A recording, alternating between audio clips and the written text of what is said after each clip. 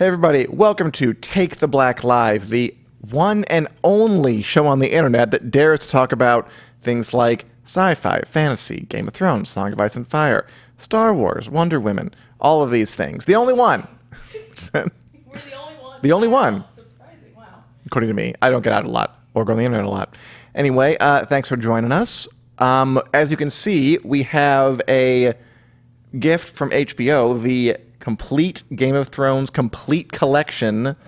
What is it called? The complete set, which I thought we would dare to try and open right now in front of y'all and see what happens. I wanted to open it up, so. Is anybody on the line? I hope they are. I hope everyone is here. If not, I'm just doing this for me because I want to see what. Cool. I'm curious too. Hand of the Kingpin. Very nice. Give me lots of on the floor here. Ooh. Yes, please hold it. All right. Put it on your main camera. Okay, there we go. Wow. The complete Game of Thrones, the complete series. Pretty nice looking. Okay, so yeah, they have like every down, season down. is a different kind of. Wait, lower Yes? just a. There we go. Wow, right in frame. Okay, so. What are you seeing? I can't see. Oh, yeah, you can't see. I have to be the narrator. So we've got this beautiful box, and as you pull out, I guess that's each season or each I think so, disc. yeah. Each season comes with a disc, probably comes with You've a got little feature. these little scenes going on. These are by Robert Ball, the artist, who did a lot of That's artwork for the really show over neat. the years. This is very, very cool. Yeah, thank you, HBO. And of course, congratulations to our winner, who won this when we gave it away last week. Lucky you. Congratulations. This is one of the nicest box sets I've ever seen, I have to admit. They went really all out with it. Clearly, they wanted this to be memorable and a collector's it's heavy. item. It's got weight to it. Oh, yeah, that was heavy. That was not easy to do what I just did. Well, good for you. Is there anybody commenting off on the little thing? I can't. Nothing I don't showing know up if for my me. comments are low, unless there are no comments. As such, it is a sad set. Uh-oh. Yeah, whatever. Well, anyway, thanks for joining us. I'm sure you're out there. And that's thank very you. cool.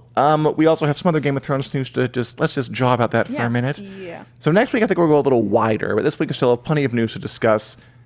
Finally, the last kind of Game of Thrones awards rattle is going on. And we got the Golden Globe nominations out today. And basically, they were snubbed, is the narrative Yeah. going on here. Yeah.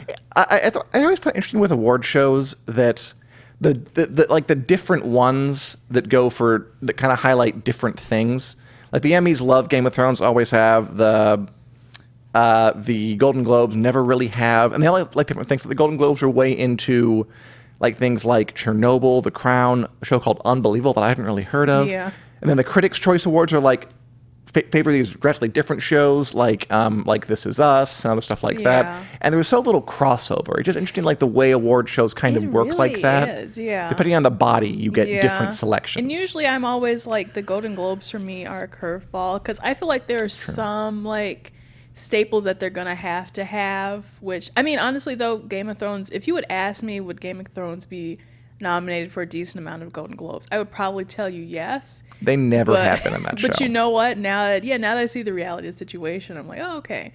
I think though more so it might be the Emmys where I feel like they're a bit, I don't know if they're And like they a little more love the forgiving show. of like final seasons, or just being like, okay, well maybe it's time now to do that. So well, I mean, the only nomination they got for Golden Globes was Kit Harington for Best Actor, alongside Brian Cox for Succession, Rami Malek for Mr. Robot, Tobias Menzies for The Crown, and Billy Porter for Pose. So I think we'll probably win. yeah, I was 'Cause he like, won the Emmy. I He don't was feel good. confident. As much as I love Kit, I was like, I don't feel confident that that's his category to win. But congratulations to him. I'm kind of surprised he's the only one who is nominated.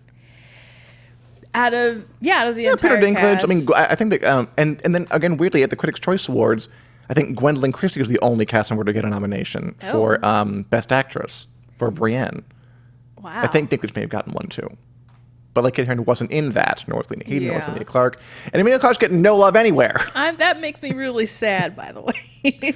A little bit. I really wonder what goes on in the voters' mind, because I feel like they come from maybe like all over. They all have these different interests and likes and stuff. But it's like, what series have you been watching as to where you're like, oh no, I'm not gonna give him or her. Like, not to say that I don't like Gwendolyn Christie, which I do, but I would have thought that people who were maybe a little bit more in the forefront of the show would have got those nominations. So, I mean, it really does go to show you what I've always said is that award shows are fun, but I mean, look, I mean, they are nonsense. We know that, right? I think as long as you approach it like that, it's good. It's fun.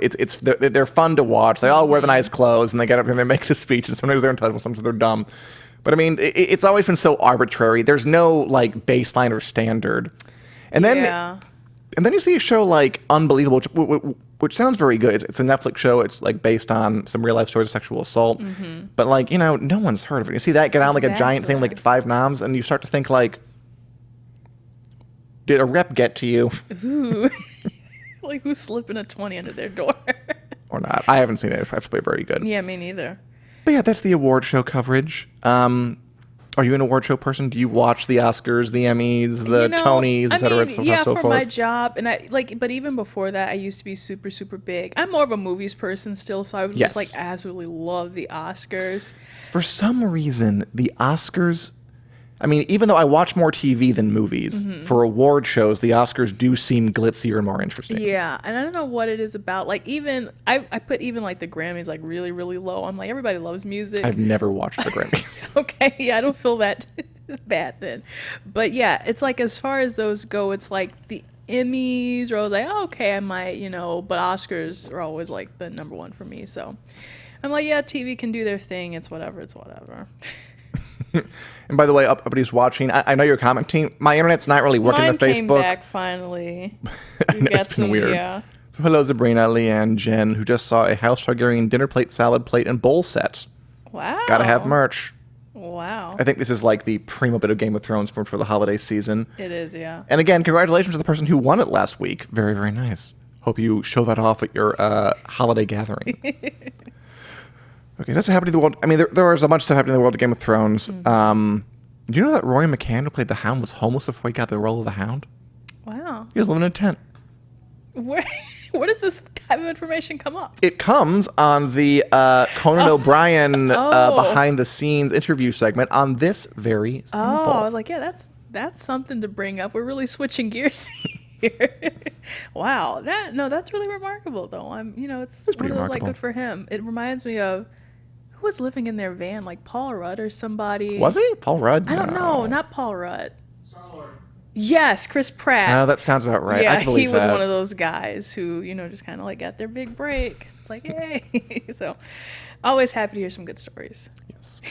And by the way, if you want to hear this great story in audio form, we are available on iTunes. Yes. Spreaker, our podcast are sold.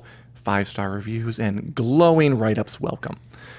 Anyway, beyond Game of Thrones, we'll actually come back to it because, it's the end of the year. We're going to celebrate the show that started this all. But there were a couple other things I want to touch on this week. You were very excited, and I was very excited, frankly, about the trailer for Wonder Woman, which I think is coming out in May 2020. I thought I might watch the trailer for a spot, which I did feel was pretty excellent. It's a fun trailer. Yeah. Let's roll the tape. Okay. So that's the best trailer I've seen in a while, and I'll tell you why. Yes. I feel like you could put that on at a rave, and like the people wouldn't miss a beat. I love how like propulsive it. I love the music in it. It's very fun. Yeah, it's more like a music video than it is a trailer almost. In a lot of those places. It really is. Yeah, it's so, and I think it's cool to see Wonder Woman in a different setting, to me personally, I'll say a fun setting. Not to say World War I isn't fun, but I think the 80s has what's more fun than the most tragic event of the 20th century? Yeah. So that was really cool. There were a lot of like really cool moments. I think one of the big things is seeing Steve Trevor, played by Chris Pine. How? So, spoiler alert, he dies in the first one. Sorry, I'm going to go out there. Is there word on why he's back? I really have not. I think that's going to be one of those mysteries that they're going to be like, ooh, why is he back? How is he back if he died? And I looked up his Wikipedia page, and it said he was born... Chris Pine or Steve Trevor? Steve Trevor, for the movie universe. And it's like he was supposed to be born in the 1880s. So there's no way, there's absolutely no way he should be even living. Time travel or a clone or something's happening. It's either that or maybe she's having like an illusion or something of him. I think Louise has actually a really good point that Yes. Wonder Woman's hair isn't big enough for the 80s. Okay, I think that trailer, like, it seems to like be really mixing up decades that I like. Like, I'm sorry, that music, that's a disco song. Yeah. And like the 1984, all like big color, like 54 kind of lights coming at you. Yeah. It almost seemed more 70s than it did. I But get then there's the that, mall. yeah. The mall. So that's very yeah. 80s. The mall to me, which I mean, I guess the mall is a staple of 80s culture, I suppose, but it's also like, all right, we're back to Stranger Things. Oh yeah, it's just totally right in Stranger Things, the New American Horror Yeah. Story, where everything is 80s right now. Yeah. And I said it before, I'm waiting for us to kind of creak over into the 90s. I know. Which I guess will happen once we go happening, yeah. into 2020. It's new decade, by the way. Wow. Having like an existential crisis in the middle of the podcast. But yeah, it looks really cool. I think there was the part where she's got her lasso and she's like flinging herself off of the lightning, kind of like doing like a Yeah, that was making the rounds. It was really, really cool. They've done a nice job, I think, of turning kind of the DC Extended Universe boat around. Yeah. Because for a while, the narrative was like, we are floundering, we are flailing, we don't know what we're doing. You know, they had Justice League, it failed. They had those just, Batman. those like overbearing Batman, Superman movies that were just weighed down by their own Suicide seriousness. Squad. Nobody liked that Yeah. thing. And now they seem to have finally found a Yeah. rhythm. I think Wonder Woman was was it the first movie, or Yeah. did Batman versus? Well, obviously it was one of the better movies to come out of that really, really trashy period. Mm-hmm. And so they're like, okay, well, we got to do this again, and we got to do it even better. So I know Patty Jenkins is really. I'm hoping that she really nails it. This She seems time pretty cool. around. Yeah. Yeah, they're also talking about a Amazon spin-off, like about the Amazons of Themyscira. Themyscira. Yeah. It's a word I can say but can't spell. Yeah. That would be kind of interesting, I think. You know what? It's one of those things to me. I'm like, I don't see why not. It would almost make me say this should be like one of those HBO Max. Well, they don't have Disney Plus, so HBO Max spin-offs. But I wonder, like, what's the feasibility of that? How many people would be interested, and so on and so on. You know what? I'm totally down with you, Louise. Shoulder pads and big hair. No one's supposed to have them. That is a great point. All this 80s Yeah. nostalgia stuff, and no one is wearing, giant shoulder pads, hair out to Yeah. here.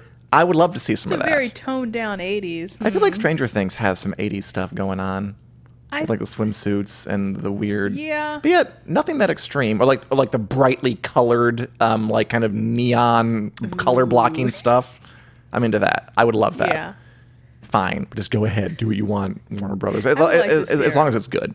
Get some big hair and, like, hairspray going for one. Speaking of superhero movies that are going out of time, we also got one of our first official photo of a new Disney Plus series, Yeah. WandaVision, which, the hell It's is very, that? very old-timey, like back in the That's 50s 50s. sitcom. That's Yeah. I Love Lucy. Yeah. That's Leave It to Beaver. And all this news coming out, the Wonder Woman and the WandaVision is from, they call it CCXP. It's a Comic-Con yes, in Brazil. So it, not as like huge as the other Comic-Cons here, but they still have obviously some big presenters. Clearly. So yeah, this WandaVision thing. Again, you know what I like? I like that it seems like, especially Disney does this really well, where it's willing to just get weird with stuff. Yeah. Like everyone's doing 80s, everything's doing 80s. Why don't we do an I Love Lucy 50s takeoff Yeah. for our giant, headlining superhero show? Yeah. Starring Elizabeth Olsen and Paul Bettany. there you go. Thank God you said that. I wasn't going to get it. Of all the upcoming Disney Plus shows, I'm the most intrigued about that one. Falcon and the Winter Soldier, WandaVision, Yeah. Loki, and Yeah, Hawkeye. it's That was got the the best. most interesting concept. And I think especially because kind of like the rumors of what I've been hearing about it too, where it's just like she's supposedly, like really upset that Vision died, and so she As kind it of would like be. retreats into her own world, and it just ends up being this sitcom, the perfect life until it isn't perfect, I'm sure. I'm impressed that a company as big as Disney is able to do this kind of quirky thing. And I mean, obviously be successful with it. Like, Yeah. that's really quirky. Yeah. I was watching the latest Mandalorian, and my hero, Amy Sedaris, was in it. Yes. Did you ever watch Friends with Candy back in the day? No. Okay, great show. She's a legend. She played like the mechanic girl who watched the Baby Yoda. She's hilarious. Wait, what did you ask me? Did I see? The Mandalorian. Oh, I thought just he's Friends with Candy. Which Oh, Amy Sedaris no, back okay, in the right. I day. haven't. Oh, wait. Yes, I have. Good show. It's a really offbeat show. It's very offbeat. Okay, yeah. And the point is that Disney is, and also Werner Herzog, can't forget him. Yeah. Like it's making these weird choices with a lot of its stuff, with WandaVision being another example. And I'm just impressed that a company that big is able to do that. Because I guess the normal narrative is, like for Warner Brothers, for instance, they kind of played it grim and straightforward, and it wasn't working. Yeah. And I like that. Again, I'm always of two minds with Disney, that I admire what you're doing, and I mean, you keep doing it well, so I can't be that mad at you. But I always think it's gonna be like another shoe that drops eventually. But so I'm impressed that they've been able to be huge, but also nimble. Yeah. I feel like I don't know what goes on behind the scenes, but the creative freedom aspect, maybe they're like in a prosperous time. Well, I'm sure they're prosperous with Disney Plus. So they're kind of like, we can take these gambles and we can take these creative risks because of the environment that we have going on. Because we have Disney Plus. It's not just this theatrical release and we have to get it right. It's kind of like we've got all these moving parts so we can kind of see what works out. And especially with people like Kevin Feige running Marvel, who's got that. Who's getting more powerful, by the way. Yeah, because they shut down the Marvel division. TV. So like, just give it to Feige. And Yeah, Feige's taking it over. He's taking over Star Wars. Yeah. You wonder that too. Like, how much does it do to one person? Like, how much can one person in a corporation really make a big difference? Which is kind of a terrifying thought. It is, yeah. Because that means, like, is all this Disney Renaissance success, unprecedented success, taking over other companies, due to the creativity that flows down from one person? Or is it like a mass cultural change, which matters more? Yeah, it's really like for him, almost like being a small little, I think he's like the chief creative officer, but really is almost like being a CEO. But I've also been watching on Disney Plus the Imagineering story. And they talk about how the Disney CEOs have an influence over all the Disney parks, Disney World, Disneyland. And it's like, gosh, can you imagine like not only having to worry about the movies, having to worry about Pixar, having to worry about Marvel, but also having to worry about the parks and all that? It does seem like a lot to juggle. And yeah, kind of like what you've been saying, it's like, how do they balance all of that? I mean, they found a way to do it while others are kind of floundering. I would actually love to be Disney CEO just for the day. If that's a job, I'm coming for that job just to let me sit in the chair for one day and give it a crack. I would just empty out Disney World and just go around it myself for fun. That's not fair. By the way, I'm loving the discussion in the comments about 80s fashions. Oh my gosh, we've been... Says Jen Casey, I was part of the Blue Army, denim jackets with patches all over it. And in the 80s, if your hair didn't reach the ceiling, you didn't leave the house. It's making me wish I could get more of a load of that. We I was a little really too missed young. out, didn't we? We did. And like I was too young to be in a 90s fashion. I'm not a fashion person. But I know it when I see it. And You're right. I agree. I wish Wonder Woman had hair that was as tall as she was. I think it's a travesty she doesn't. She's Make so it happen, powerful. Warner She's got Brothers. all that hair. Anyway, at some of the stuff happening in the world of superheroes, as it always does. We got Star Wars coming up. Yeah. Giant big thing right around the corner. Making fun of the Ghostbusters thing for looking too much like Stranger Things. Lots happening, as always. I just want to draw attention to something that FanSided did recently, that Game of Thrones plays a part in, of course. Every year, gentle viewers, FanSided, our beloved, what do we call it? Parent, sister company? FanSided. Wick and FanSided, together at last. Put out the Fandom 250, which is a ranking of the 250 top fandoms on Earth in all the world, drawn from the worlds of entertainment, celebrities, sports, the internet, all that good stuff. Video games. Oh, yeah. The word's video games on there, right. And basically it just ranks every fandom based on, things like how buzzy was it, how big was it, how much legacy does it have, how passionate are the fans. Yep. Obviously, Game of Thrones placed pretty highly, although there's a little twist that we'll get to in a second. Oh, yeah. So the top 10 that came out, top 10 fandoms from under 50 were, number 1, descending order of top 10, Marvel, the Los Angeles Lakers, Star Wars, Beyonce, Patrick Mahomes, who is a football man, the United States Women's National Soccer Team, Zion Williamson, who I think is a basketball man, the Los Angeles Clippers, Game of Thrones at number 9, and Serena Williams. Yeah. So, sorry, tennis? Serena Williams plays tennis. Well, no, We know Serena Williams. I know Serena Williams. that one's fine. That's great. Game of Thrones number 9. I think that's okay, not bad. You know what though? Because I took part in some of the ranking process. You did, and I did not. What was it like? You know what? I've only been, this is my second one. And so we kind of tweaked the process again to where we really focused on having a big collaborative process for like the first 50, I think 50 or 100. And then it was sort of like we just let the biggest editors, our editorial directors, kind of go behind the scenes and work out the rest. And then they send it to us, and then we look through it and we say, okay, this is good, or this should be moved up, or this should be moved down. So there's a lot of debating, there's a lot of talking. It really is I wouldn't say a difficult process, but I say a lot of work goes into it, totally. Like more than you would imagine. Although, what I found cool was that, like, that's the way they rank. That's the way you guys ranked. Or you were in this last year. So, I was. Yeah. I wasn't entirely upset not to be a part of it because it was a lot of work. It's a lot. Yeah. What I loved was that if you just went by the fan vote, if you just filtered the fan vote, what was the fan vote exactly? I believe we ran that online. If you were on the website. And there was a way you could vote like who was the best between this and that, and you'd say, oh, I like this one, and then they'll give you another one. Oh, I like this one. So I believe that was our fan vote. Yes, the fan vote. Just by that, guess what's number 1? Na, na, na, na, na, na, na, na. Yeah. So Game of Thrones is the people's fandom. Yay. Actually, it's kind of cool how differently it was when I did the fan vote. It was Game of Thrones, Los Angeles Lakers, who else number 2? Stranger Things, wasn't on the original top 10. The Los Angeles Clippers, they have 2. Never mind. We're not here to talk about sports. Marvel, The Rock, the Houston Astros, the New York Yankees, Batman/Joker, and the Kansas City Chiefs. So it's different quite a lot. Yeah. And Game of Thrones comes in on top when you just talk about the fans. It was an interesting year for Game of Thrones fandom. Yeah. I feel like they came to one of those fandom reckonings that sometimes happens when a series has been around for a while. Yeah. And there is a schism, to use the Holy Roman Empiric term.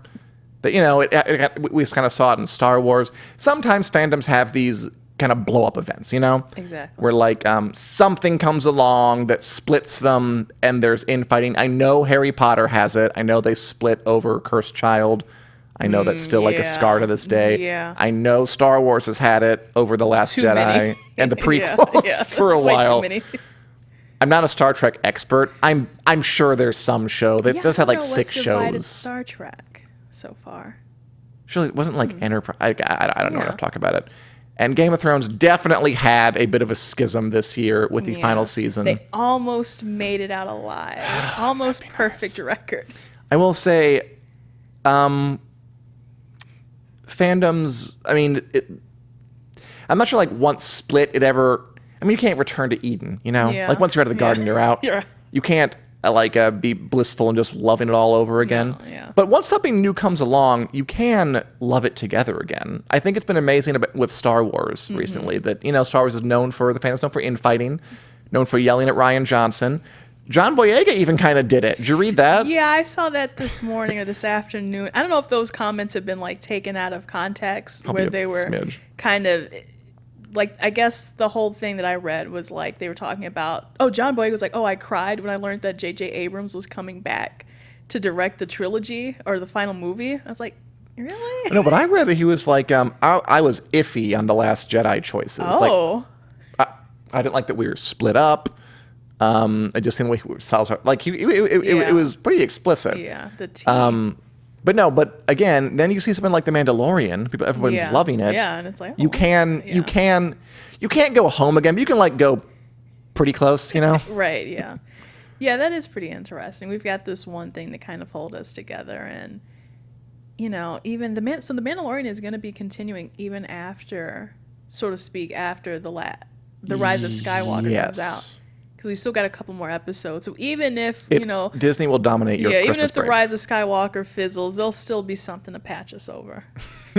God, what if it did? Ugh. Twitter would be so upsetting.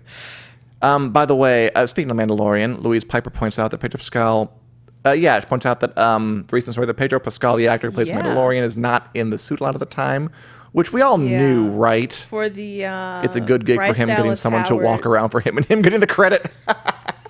That really, it's like there's not a lot that you need to do, buddy. I know. It's basically like a voice acting Besides role. maybe some stunts. But yeah, I think it was like John Wayne's grandson. Yeah.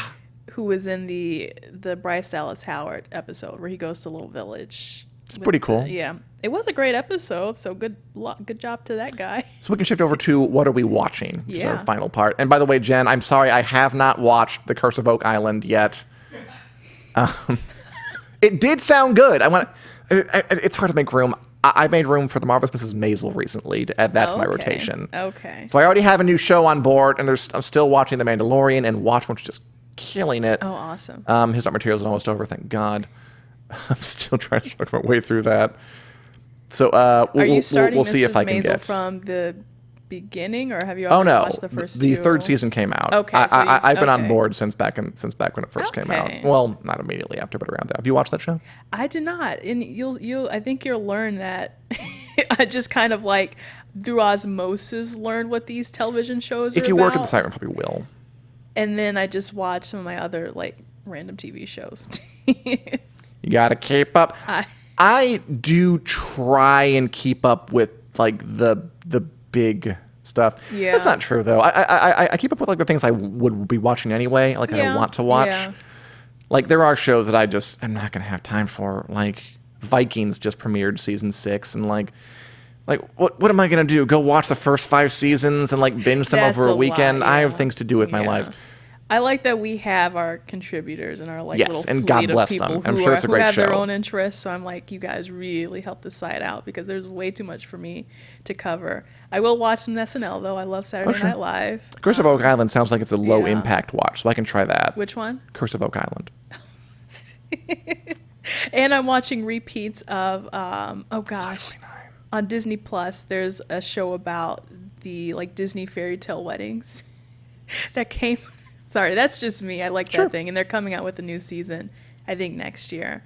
So that's what I'm watching, and I'm doing a whole Star Wars rewatch. So that's another like Naturally. load that I'm putting on myself. Terry says that we're missing out on Saved on Lodge 49, which I have heard a lot of good things about, Oh, that's right. but I have yeah, not really Lodge 49. had time to dive into. Louis says his Dark Materials has improved.